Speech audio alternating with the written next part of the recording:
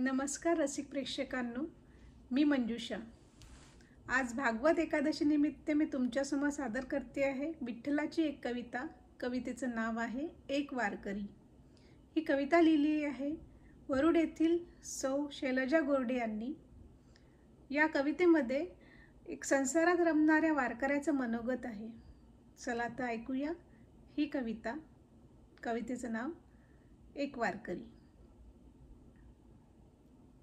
काय मागावे नीत विठ्ठला, हट्ट पुरविता तूही दमला।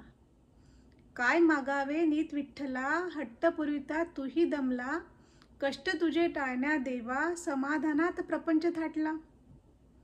महान भक्त चढला शिखरी अन झाला कळस मंदिरी। महान भक्त चढला शिखरी अन झाला कळस मंदिरी। नसे तितकी पात्रता माझी, निवाराला दे एक पायरी। अभंग गीते कीर्तन भजन, अशक्य मजला सुरात गायन।